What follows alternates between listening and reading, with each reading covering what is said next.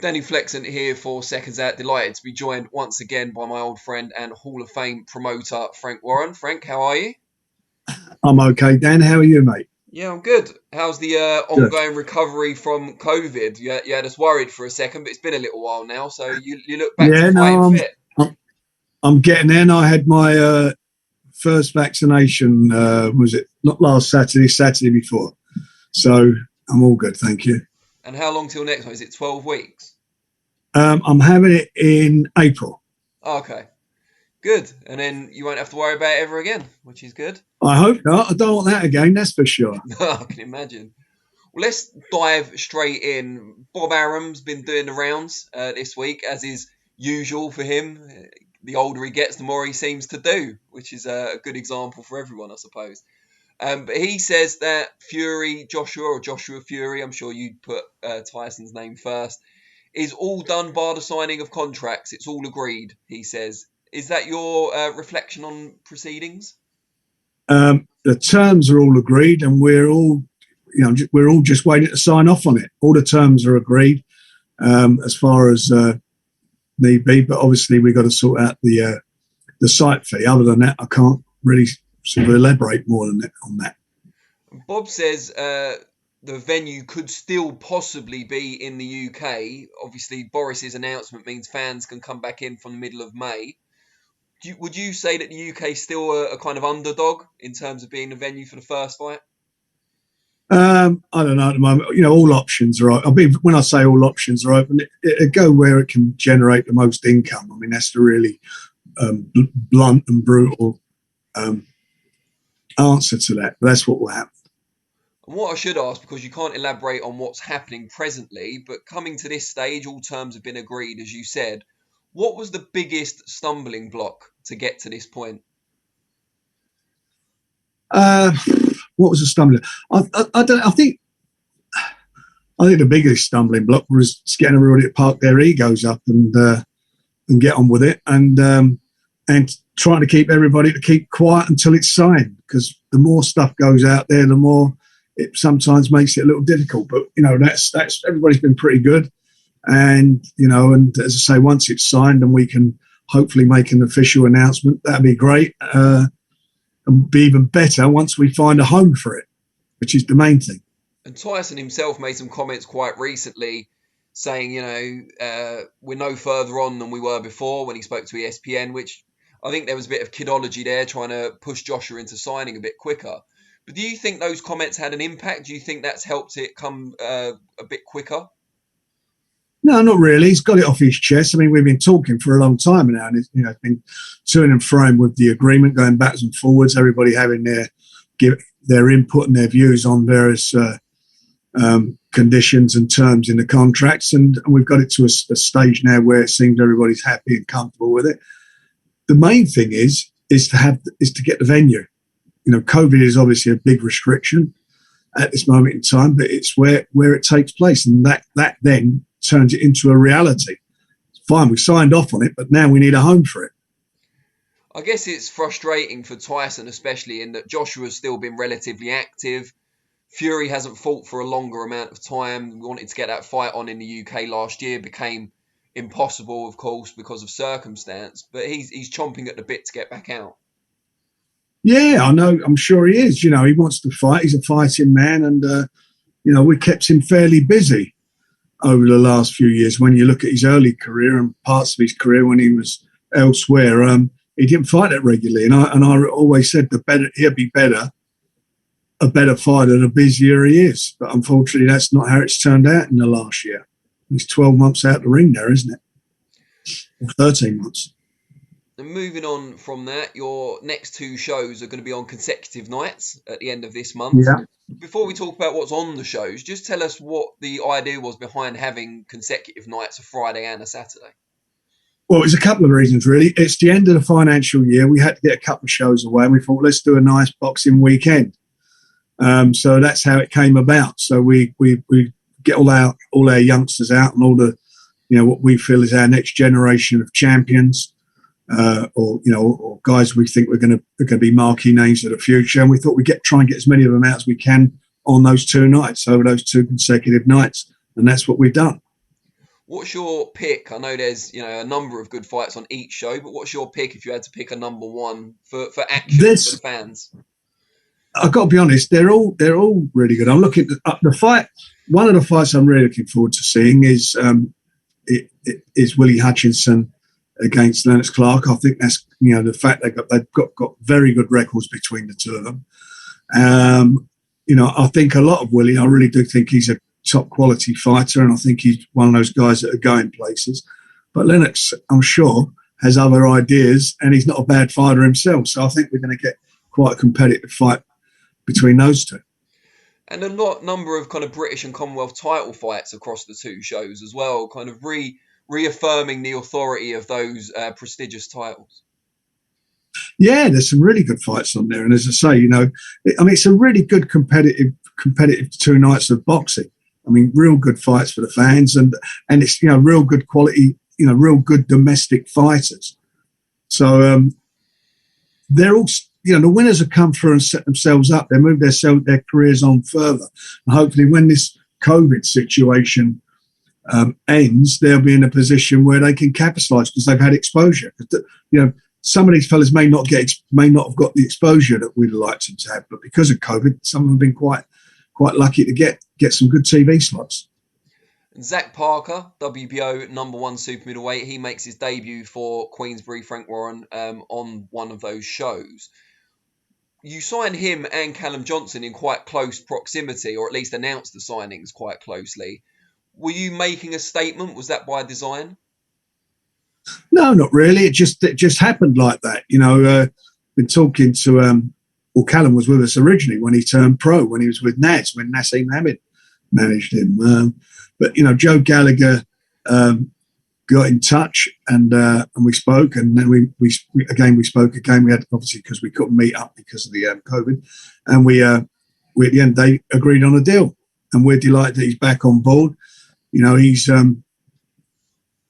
he's a real good addition to that light heavyweight division for us. We've got Lyndon Arthur there, we've got Anthony Yard. On the other side of the road, you've got Buatsi. So there's some good fights. I don't know if we can make some fights with them or not, but internally, with the fighter that we got, over the next 12 months, we can get some good fights on between all of them. I spoke to Callum when he made the signing a few weeks ago, and I asked him if he thought his first opponent would probably be Deck Spellman, because he seems to be the guy you put your top light heavies in against. Is that a possibility? I don't know. I don't think we're there with that. We're working on the shows at the moment. Were you tempted to kind of bring his debut for Queensbury forward so he could take part in the March weekender? Yeah, well, he wanted to get out. We wanted to get him out, and I just think it's just how it's all panned out. With the guys that we've got, and as I say, he's one of the guys on the shows, and we're delighted. He will be making his debut. I think it's in April. I think we've got him out in April, so he'll be out then. As will I hope if they're all. As will I hope Anthony Yard, and in May, Lyndon will be out again. He had an operation on his hand, so he's been out of action. You had great success with matching some of your top fighters last year with Arthur Yard and obviously Joyce Dubois. Do you see that happening again, especially now you've got Johnson? I know Yard and Arthur are contracted to have a rematch. Look, over the years, I've done that. I've done that many, many times over the years. I mean, I can go back. You think about all the various fighters we had. I met Naz up with guys who were on the books with Steve Robinson. When Steve Robinson fought Hodgkinson and various other fighters. Macmillan. You can go all the way through. George Groves, James DeGale. I have no problem doing that. And it's not the end of the world for somebody to lose a fight either. I think it brings out the best of them. And if they're good fighters, the loser will learn from it, and the winner goes on, with that scalp on his belt. So, yeah, I want to put those fights on because they're competitive fights. And we know that Callum Johnson was in a bit of a sticky situation before moving back to you guys. There was an issue with Joe Gallagher and Eddie Hearn at one point where I think Hearn said he wouldn't work with Gallagher fighters. Kind of a tongue-in-cheek comment, but I don't know how seriously that was taken behind the scenes. But there's other fighters in Joe Gallagher's camp, who've had similar issues. Natasha Jonas is one of them. She was offered, as far as we know, quite a similar deal to Callum Johnson, a 3-fight deal, which she wasn't happy with. You've got no female fighters currently on your books. Is Jonas someone you'd be interested in to kind of spearhead that side of things? Well, we hadn't had any female fighters with us since Nicola. Yeah. I don't know. I'll be honest. I'm not giving it too much thought, and we've not discussed it. But now you've mentioned it, I'm sure we'll have a discussion with Joe about it. Well, I hope Joe gives me my 10% then. In that case, Usyk and Joyce still in negotiations, we believe. How close is that one to coming together and having a date and venue? Well, we're talking. That's the main thing. We're talking. I'm hoping, if we can all wear our sensible heads, we may get it over the line. If not, it'll wind up at Perspits. When you say sensible heads on, what do you see as kind of the stumbling blocks or the key negotiating issues? Money. It's really simple as that. It's just trying to agree to terms that works and makes it viable.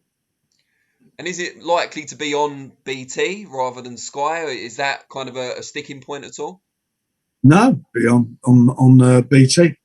If we do the deal, it'd be like a BT show. How have you found negotiations with their team so far? Has it been tough? Have they been quite amenable? No, everything's been fine. At the moment, everything's okay. You had your show at the end of last month, obviously, just last week, I guess now. And originally, it was going to be Carl Frampton and Jamel Herring. Then it got changed to Leon Woodstock, who unfortunately failed his COVID test, scuppering the fight with Anthony Kakachi.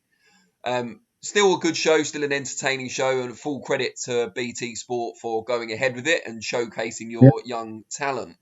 How frustrating was that period of kind of one fight moving and then the next fight falling through? Well, it was, Dan. I mean, it's a bloody nightmare, to be quite honest, because you didn't know where it's going to be on or not. And obviously, you're worrying and feeling about the guys who, on the undercard who've been training very hard, some giving up their Christmas and New Year's celebrations to make sure they were fit well enough to fight. And we didn't want to let them down. And as you say, BT, like ourselves, were very, very supportive, and we got it over the line. It's funny, I read a couple of things, or somebody sent me a couple of comments about people online saying what a crap main event it was, what a crap show it was. And I'm thinking to myself, what do you want to do then? Cancel it, not let the guys work? I actually thought the main event was very, very competitive, and I thought it was a decent little fight. But you just worry. I just wonder sometimes where their brains are, these people. What happened, and we went ahead and delivered to our fighters and put some boxing on TV. Should all be happy about it. What I thought was very unfair was the fact that when it was announced that the show would go ahead and that BT had agreed to it, everyone seemed really happy about it on social media, very receptive. Well done, BT. Fighters need to fight. We've still got something to watch. And then as soon as the card became apparent, I don't know if they didn't know what the card was previously, then the criticism came. And I didn't really understand that. You're either in favour or you're not. Well, it's weird, isn't it? The undercard was that was the undercard of the show that we were intending to run prior to the two main TV fights, one world title fight and a good domestic bust-up that fell out. But we went ahead with it, and I just find it very, very strange that. I just find it strange that people, it's like they got nothing else to moan about. What more do you moan about? We can't put shows together at a drop of a hat. There's a COVID situation. There's a situation where fighters have to go through certain medical procedures now, or they can't fight. And it was too late. We lost the then main event Kakachi Woodstock fight. We lost it. Was it 3-4 days before the show was due to take place? Yeah. So we, under normal circumstances, we'd have found a replacement for Leon. We'd have found somebody, but we are not in normal circumstances. They can't get tested. They can't go in the bubble. So people, before you say, some people, before you make these stupid remarks, just understand what we're going through and how lucky we are to even get any shows on. It's not easy. It's been very, very difficult. And, as I say, the these kids, they went and did their best. We see some, a couple of good performances there. Of course, we'd have preferred it to have stuck with the original show. That's what we advertised. That's what we were paying our money for. That's what everybody wanted to happen, but it didn't. And in the meantime, as I say, we kept these youngsters busy, and they all earned some money, which is good for them. When Frampton suffered his injury, obviously the fight's now been rescheduled for Dubai. Why was it not rescheduled for the UK? I'm assuming it'll be on BT anyway, but why was it not rescheduled for a UK show again? There was various reasons for it. There was a problem with the venues, and I sort of had quite a lengthy conversation over it. But it was decided at the end of the day by Top Rank that that's where they wanted it to go. So that's what's happened. Otherwise, he misses out. Remember, this has been postponed. This fight, God knows how many times since it was signed last April. I think it's last April it was signed. So it's a year, and I remember it has to take place by a certain day, and it's been extended a couple of times. They won't extend it more by the WBO because their mandate this is a voluntary defence. So that's how it all came about.